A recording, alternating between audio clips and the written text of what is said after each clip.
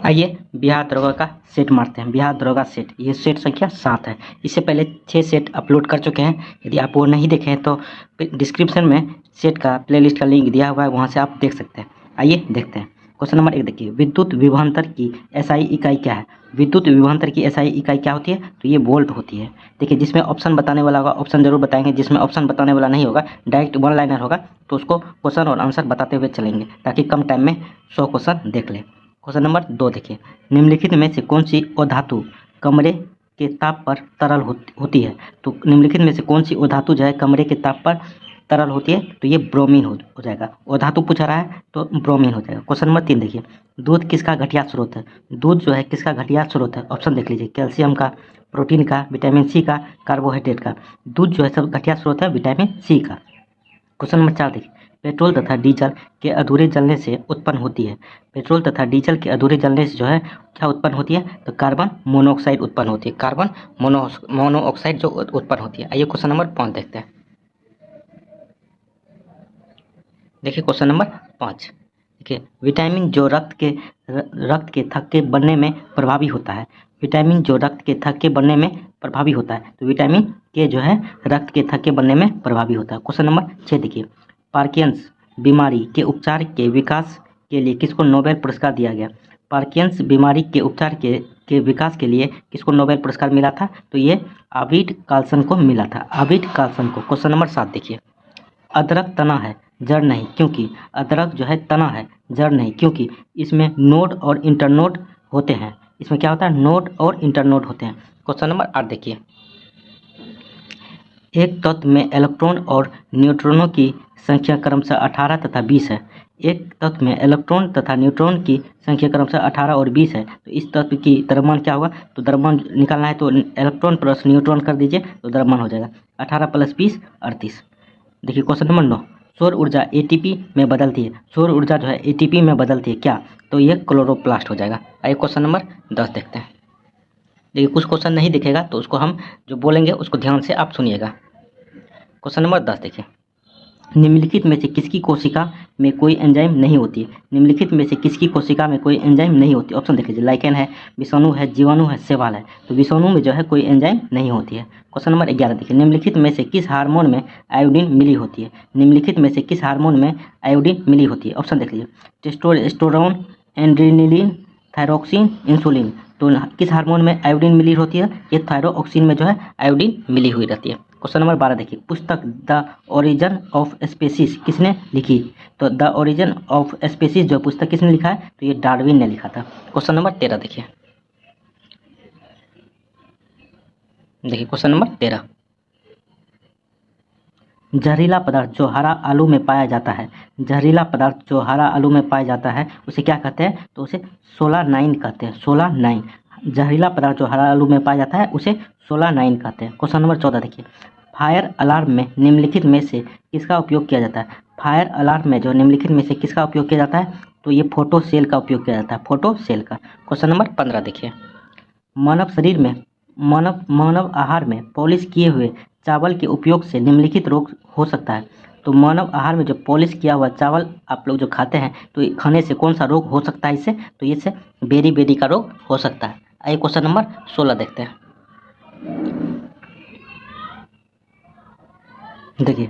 देखिए सूची है, इधर पदार्थ है, इधर अनुप्रयोग है, ठीक है। तो कौन सा पदार्थ किसके लिए जरूरी है वो देख लीजिए। देखिए सूची 1 को सूची 2 से को सम्मिलित कीजिए तथा सूचियों के नीचे दिए गए कूट को सही उत्तर चुनिए। देखिए पदार्थ है, अनुप्रयोग है।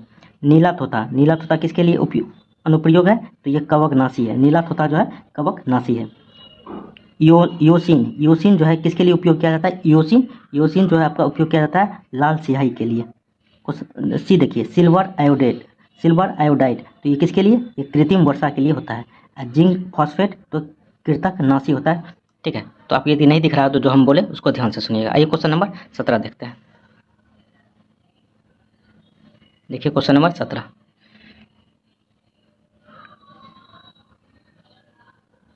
निम्नलिखित में से किस जीव का रक्त सफेद होता है? निम्नलिखित में से किस जीव का रक्त जो है सफेद होता है? ऑप्शन देख लीजिए, छिपकली है, तिलचिट्टा है, घरेलू खटमल है, मच्छर है। तो तिलचिट्टा का जो है रक्त सफेद होता है। क्वेश्चन नंबर 18 देखिए, जब किसी साबुन के बुलबुले को आवेशित किया जाता है तो निम्न में से क्या घटित होता है?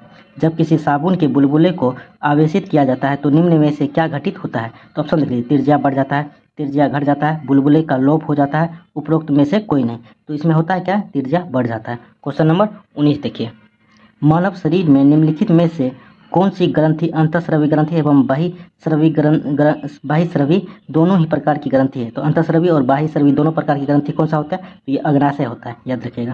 क्वेश्चन नंबर 20 देखिए, निम्नलिखित को युग्म को सम्मिलित नहीं है, नहीं है यानी कि गलत है। तो गलत वाला तो देख लेते, सही वाला पहले देख लेते हैं। देखिए, विटामिन B6, विटामिन B6 को यदि लेना है आपके शरीर में तो धान का जो चोकर है, ये राइस ब्रेन कहते हैं, उसका प्रमुख स्रोत है। देखिए, विटामिन B2 कांड यकृत तेल, तो ये गलत है। विटामिन B2 कांड यकृत जो तेल है, ये विटामिन डी का स्रोत है। ठीक है, तो विटामिन ई देखिए, विटामिन ई आप कहाँ से ले सकते हैं? गेहूं अंकुर तेल से आप विटामिन ई ले सकते हैं। विटामिन के, तो अल्फा लफ़ा के लेने से विटामिन के की प्राप्ति होती है। तो विटामिन, ये बी नंबर गलत हो गया। क्वेश्चन नंबर 21 देखिए, पशुओं को दिए जाने वाला कौन सा दर्द निवारक भारत के गिद्धों के लगभग विलुप्त होने के लिए उत्तरदायी है? क्या पशुओं को दिया जाने वाला कौन सा दर्द निवारक भारत में गिद्धों के लगभग विलुप्त होने के लिए उत्तरदायी है? तो कौन सा पशुओं में कौन सा इंजेक्शन दिया जाता है जिसके कारण गिद्धों का लगभग विलुप्त होने का कारण है? तो इसको याद रखिएगा, डिक्लोफ्रेनेक जो है दवाई है जिसको पशु देने पे बाजी की मृत्यु होती है। ठीक है, क्वेश्चन नंबर 22 देखिए, आपको यदि नहीं दिख रहा होगा तो आप ध्यान से सुनिएगा। भारत में चाय उत्पादन में प्रथम स्थान किस राज्य का है? भारत में चाय उत्पादन में प्रथम स्थान किस राज्य का है? तो ये असम का है। ठीक है, असम राज्य का है। आइए क्वेश्चन नंबर 23 देखते हैं। देखिए, कर्क रेखा निम्नलिखित में से किन भारतीय राज्यों के समूह में से होकर गुजरती है? तो कर्क रेखा निम्नलिखित में से किन राज्यों से होकर गुजरती है? तो आपको ऑप्शन देख के मारना है इस प्रश्न में। देखिए, राजस्थान है, मध्य प्रदेश है, बिहार है। बिहार से तो होके नहीं गुजरती है, गुजरात है, झारखंड है, त्रिपुरा है, तो इसे होके गुजरती है। और ऑप्शन देख लीजिए, मध्य प्रदेश है, बिहार है, त्रिपुरा है, तो बिहार होके नहीं जाती है। झारखंड है, पश्चिम बंगाल है, मेघालय होकर नहीं जाती है। तो गुजरात, झारखंड, त्रिपुरा से होकर जो है कर्क रेखा गुजरती है। तो कर्क रेखा आप याद रखिए कितने राज्य से होकर गुजरती है, और आप लोग ऑप्शन में कमेंट में जरूर करके कमेंट करिए कर्क रेखा कितने कितने राज्य से होकर गुजरती है। ठीक है, तो क्वेश्चन नंबर 23 देखिए, कर्क रेखा देखिए किन किन राज्य से होकर गुजरती है, आप लोग कमेंट जरूर करिएगा। क्वेश्चन नंबर 24 देखिए, ग्रीष्म ऋतु में होने वाली वर्षा को कहाँ पर अम्र वर्षा के नाम से जाना जाता है? तो ग्रीष्म ऋतु में होने वाली वर्षा को कहाँ पर अम्र वर्षा के नाम से जाना जाता है? तो ये केरल में। ठीक है, क्वेश्चन नंबर 25 देखिए इधर है चक्रवात, इधर है किस देश में चलती है? तो देखिए, विली विली कहाँ चलती है? तो ऑस्ट्रेलिया में चलती है। विली विली ऑस्ट्रेलिया में। हरिकेन आपको कहाँ चलती है? तो यूएसए में। हरिकेन यूएसए में। टाइफून जो है चीन में चलती है। आइए क्वेश्चन नंबर 26 देखते हैं।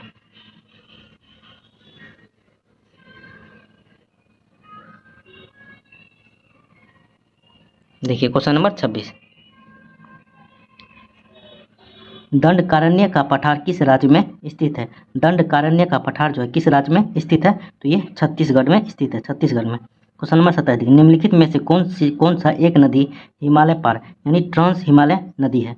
तो निम्नलिखित में से कौन सा एक नदी हिमालय पार यानी ट्रांस हिमालय नदी है? तो ऑप्शन देख लीजिए, झेलम है, सतलज है, गंगा है, रावी है। तो सतलज नदी जो है हिमालय पार यानी ट्रांस हिमालय नदी है। क्वेश्चन नंबर 28 देखिए, इसमें मिलान करने वाला है कि निम्नलिखित सूची 1 को सूची 2 से सम्मिलित कीजिए। ठीक है, इधर झील है और किस राज्य में अवस्थित है? इधर झील है, ये किस राज्य में अवस्थित है? देखिए, साला झील जो है अरुणाचल प्रदेश में, साला झील अरुणाचल प्रदेश। उसके बाद है बरखल झील जो है आपका हरियाणा में है, बरखल झील हरियाणा में है। ठीक है, लोकटक झील जो है आपका मणिपुर में है, और काली वेली झील जो है तमिलनाडु में, काली वेली झील जो है तमिलनाडु में है। तो आप इसको नोट डाउन कर लीजिएगा। ठीक है, तो याद रखने में अच्छा रहेगा। क्वेश्चन नंबर 23 देखिए, 29 देखिए, सॉरी, कश्मीर घाटी स्थित है। कश्मीर घाटी जो है किधर स्थित है? तो ये पीर पंजाल और हिमाद्री पर्वत श्रेणियों के मध्य में स्थित है। कश्मीर घाटी जो है पीर पंजाल और हिमाद्री पर्वत श्रेणियों के मध्य में जो है स्थित है। आइए क्वेश्चन नंबर 30 देखते हैं।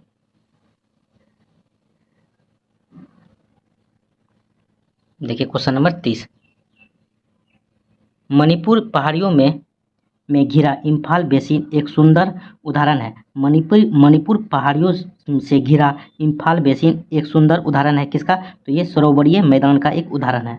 क्वेश्चन नंबर 31 देखिए, निम्नलिखित नदियों में से कौन सा अपने भ्रंश घाटी प्रभाव के लिए प्रसिद्ध है? निम्नलिखित नदियों में कौन सा अपने भ्रंश घाटी प्रभाव के लिए प्रसिद्ध है? ऑप्शन देख लीजिए, चंबल है, दामोदर है, गंडक है, रामगंगा है। तो भ्रंश घाटी के लिए प्रसिद्ध है तो दामोदर नदी। क्वेश्चन नंबर 32 देखिए,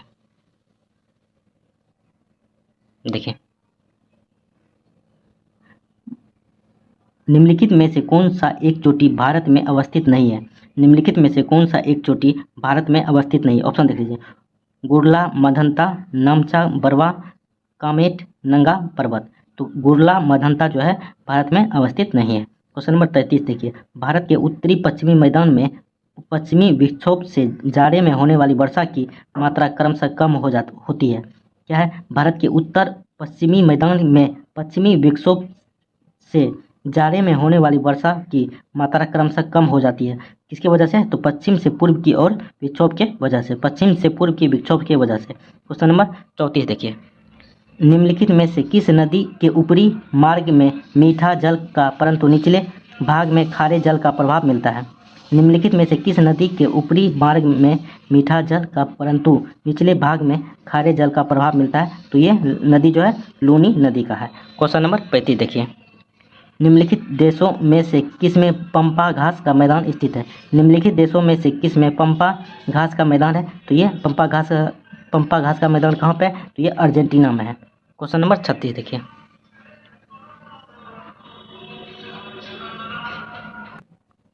कनिष्क के शासनकाल में बौद्ध संगति का आयोजन देश में हुआ था। कनिष्क के शासनकाल में जो है बौद्ध संगति का आयोजन कहाँ पे हुआ था? तो ये कुंडलवन कश्मीर में हुआ था, कश्मीर में। क्वेश्चन नंबर 37 देखिए, लोथल किस नदी के निकट स्थित है?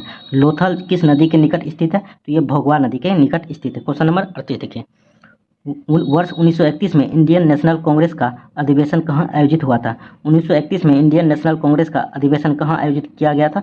तो ये कराची में आयोजित किया गया था, कराची में। क्वेश्चन नंबर 39 देखिए,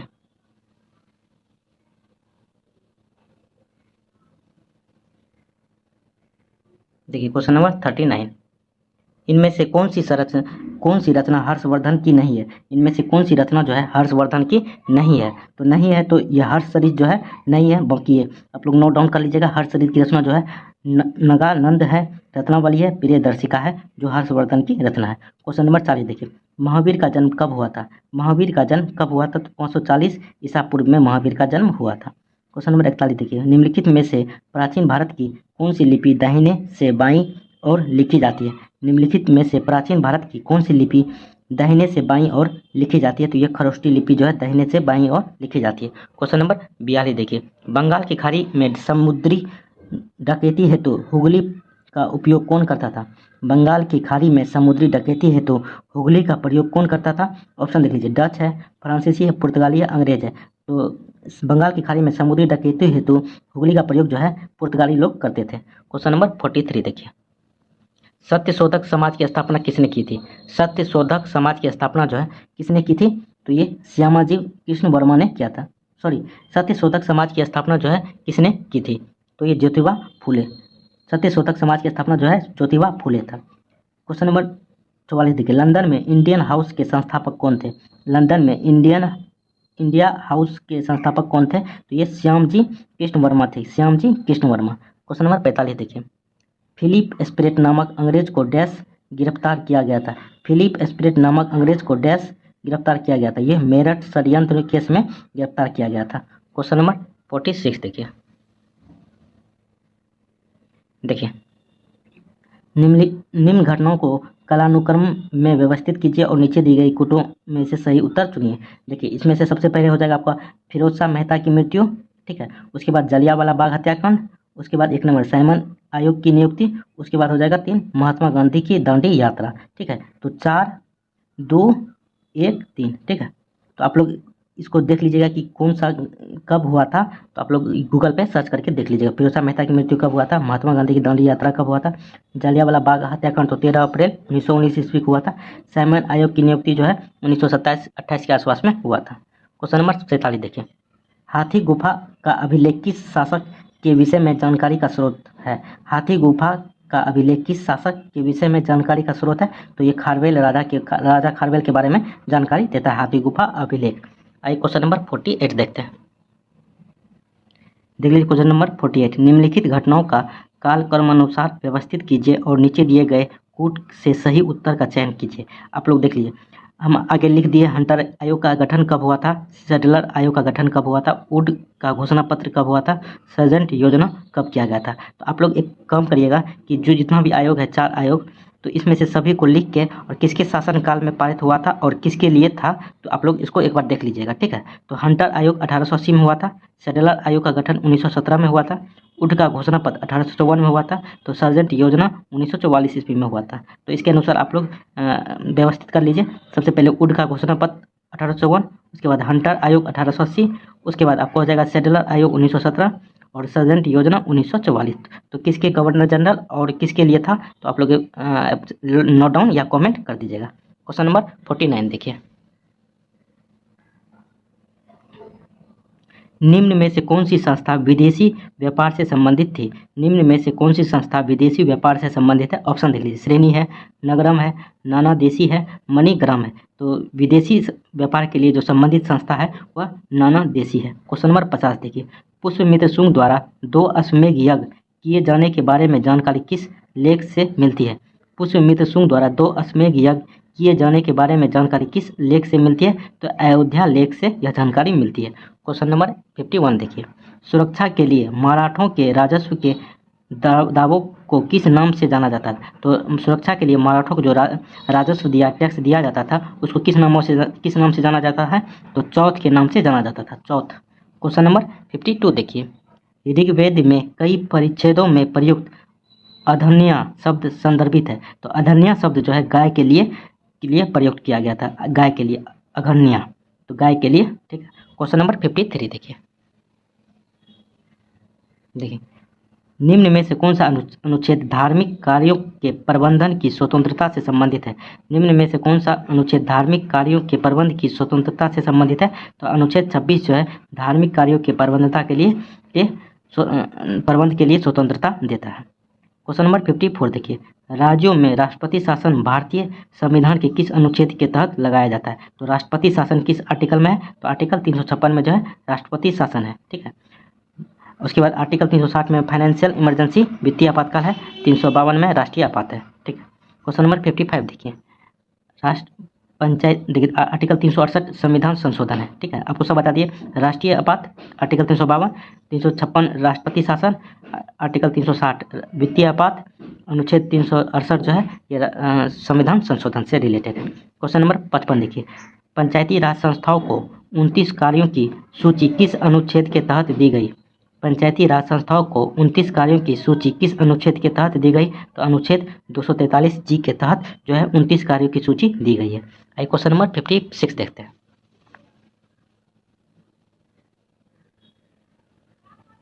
देखिए 56।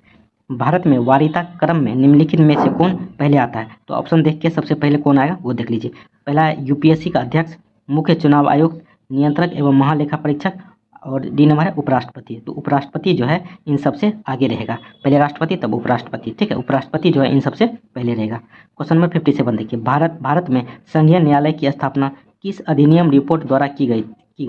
भारत में संघीय न्यायालय की स्थापना किस अधिनियम रिपोर्ट के द्वारा की गई? तो यह भारत सरकार अधिनियम 1935 के तहत जो है भारतीय संघीय न्यायालय की स्थापना यानी अधिनियम रिपोर्ट द्वारा की गई थी। क्वेश्चन नंबर 58 देखिए। 58 देखिए, क्वेश्चन है भारत की संसदीय प्रणाली में शून्यकाल का आशय क्या है? तो भारत में की संसदीय प्रणाली में जो है शून्यकाल का क्या आशय है? तो यह प्रश्नकाल और कार्य की अगली मद के बीच का समय जब सदस्य अध्यक्ष के अनुमति के बिना कोई विषय उठाते हैं, ठीक है। तो प्रश्नकाल और कार्य की अगली मद के बीच का समय जब सदस्य अध्यक्ष की अनुमति के बिना कोई विषय उठाते हैं तो ये शून्यकाल कहलाता है। क्वेश्चन नंबर 59 देखिए। भारतीय संसद की सबसे बड़ी समिति कौन सी है? भारतीय संसद की सबसे बड़ी समिति कौन सी है? तो ये प्रकलन समिति जो है भारतीय संसद की सबसे बड़ी समिति है। क्वेश्चन नंबर 60 देखिए।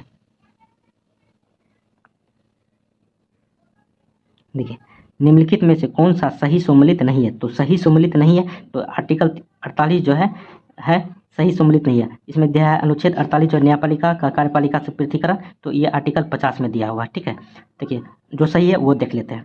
अनुच्छेद 39 में कहा गया है समान न्याय एवं निःशुल्क विधिक सहायता। आर्टिकल 39A में समान न्याय एवं निःशुल्क विधिक सहायता के बारे में चर्चा है। आर्टिकल 40 ग्राम पंचायतों का संगठन। आर्टिकल 44 है समान नागरिक सहायता। ठीक है, तो देख लिए क्वेश्चन नंबर 61 देखिए, भारत की संविधान सभा ने निम्नलिखित में से किस तिथि को राष्ट्रीय ध्वज को अपनाया था? तो राष्ट्रीय ध्वज को किस तिथि को अपनाया गया था? तो ये 22 जुलाई 1947 ईस्वी को जो है राष्ट्रीय ध्वज को अपनाया गया था। आइए क्वेश्चन नंबर 62 देखते हैं। यदि आप लोग को नहीं दिख रहा होगा तो हम जब क्वेश्चन पढ़ेंगे तो उसको ध्यान से आप लोग सुनिएगा तो आपको समझ में आ जाएगा। भारत के संविधान की 11 अनुसूचियों में कितने विषय हैं? भारत के संविधान में 11वीं अनुसूची में जो है कितने विषय हैं? तो क्या है, भारत के संविधान की 11वीं अनुसूची में कितने विषय? तो इसमें 11वीं अनुसूची में जो है 29 विषय है फिलहाल में, अभी प्रेजेंट में। 63 भारतीय संविधान की 6ठी अनुसूची के प्रावधान निम्नलिखित में से किस राज्य में लागू होती है? तो भारतीय संविधान की 6ठी अनुसूची के प्रावधान निम्नलिखित में से किस राज्य में लागू होती है? ऑप्शन देख लीजिए, त्रिपुरा है, सिक्किम है, नागालैंड है, उपरोक्त सभी। तो इसमें त्रिपुरा में जो है यह 6ठी अनुसूची लागू होती है। क्वेश्चन नंबर 64 देखिए, निम्नलिखित में से भारत के संविधान में के किसमें पर्यावरण संरक्षण एवं संवर्धन तथा वन एवं वन्य जीव की रक्षा के प्रावधान पाए जाते हैं? तो निम्नलिखित में से भारत के संविधान के किसमें पर्यावरण संरक्षण एवं संवर्धन तथा वन एवं वन्य जीव की रक्षा के बारे में प्रावधान है? तो ये मौलिक अधिकार और नीति निर्देशक तत्व दोनों में इसका प्रावधान किया गया है। तो केवल जिसमें दिया है केवल राज्य के नीति निर्देशक तत्व में या केवल मूल कर्तव्यों में? तो इसमें दोनों में दिया गया है। मूल कर्तव्य मौलिक कर्तव्य नहीं, मूल कर्तव्य और डीपीएसपी दोनों में दिया गया है। ठीक है, तो डीपीएसपी और मूल कर्तव्य दोनों में जो है इनका प्रावधान किया गया है। तो ए एंड बी दोनों हो जाएगा। क्वेश्चन नंबर 65 देखिए, 42वें संविधान संशोधन द्वारा किस अनुच्छेद के माध्यम से श्रमिकों की प्रबंधन में भागीदारी सुनिश्चित की गई? देखिए, 42वें संविधान संशोधन द्वारा किस अनुच्छेद के माध्यम से श्रमिकों की प्रबंधन में भागीदारी सुनिश्चित की गई? तो आर्टिकल अनुच्छेद 43A में जो है इसकी सुनिश्चित की गई है। क्वेश्चन नंबर 66 देखिए, भारतीय संविधान के अनुच्छेद 162 के शीर्षक के संबंध में निम्न में से कौन सा सही है? तो आर्टिकल 162 क्या कहता है? तो आर्टिकल 162 कहता है राज्य की कार्यपालिका शक्ति का विस्तार। राज्य की कार्यपालिका शक्ति का विस्तार जो है आर्टिकल 162 कहता है। क्वेश्चन नंबर 67 देखिए, इसमें सम्मिलित करना है। ठीक है, न्यायिक पुनरीक्षण शक्ति का परिसीमन, तो ये 38वां संविधान संशोधन के द्वारा जोड़ा गया था। न्यायिक पुनरीक्षण शक्ति का परिसीमन जो है 38वां संविधान संशोधन के द्वारा जोड़ा गया था। संपत्ति के अधिकार को मौलिक अधिकार से हटाया गया था, तो 44वां संविधान संशोधन के द्वारा इसे हटाया गया था। मताधिकार की आयु 21 वर्ष से 18 वर्ष घटाया जाना, तो कौन सा संविधान संशोधन? तो 61वां संविधान संशोधन के द्वारा ये लाया गया था। उद्देशिका में पंथ निरपेक्ष शब्द को जोड़ा गया था। उद्देशिका में या प्रस्तावना में पंथ निरपेक्ष शब्द को जोड़ा गया था, तो 42वां संविधान संशोधन के द्वारा यह जोड़ा गया था। आइए क्वेश्चन नंबर 68 देखते हैं। देखिए, राज्यसभा का सर्वप्रथम गठन किस वर्ष में हुआ था? राज्यसभा का सर्वप्रथम गठन किस वर्ष में हुआ था? तो वर्ष 1952 ईस्वी में हुआ था। आप लोग कमेंट जरूर करके लिखें कि कब, डेट कौन सा था, डेट भी याद रखिएगा, डेट कौन सा था। ठीक है, तो 68 नंबर देखिए, डेट भी मेंशन कर दीजिएगा। क्वेश्चन नंबर 69 देखिए, निम्नलिखित में से कौन अंतर्राज्यीय परिषद गठन करने के लिए अधिकृत है?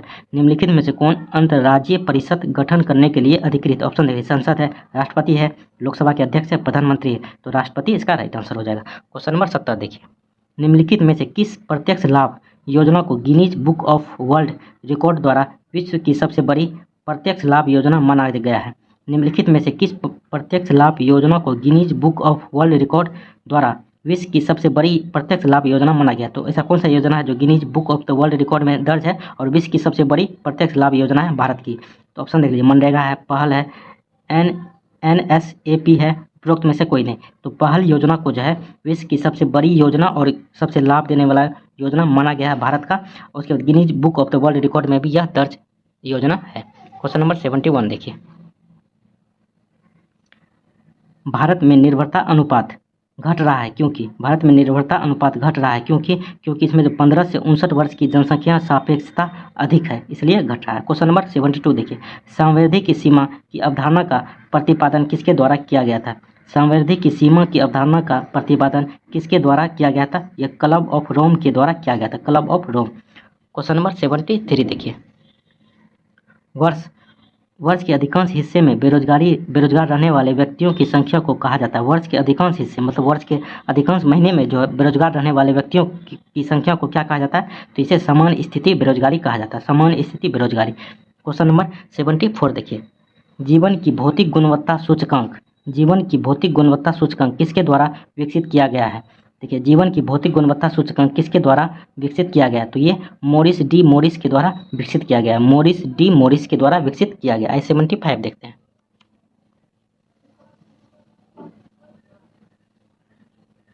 देखिए 75, निम्नलिखित में से कौन भारत में गरीबी रेखा का निर्धारण करता है? तो भारत में जो है गरीबी रेखा का निर्धारण कौन करता है? तो ये योजना आयोग करता है, अब नीति आयोग हो गया। पहले योजना आयोग करता था, अब इसका नाम बदल के नीति आयोग कर दिया गया है।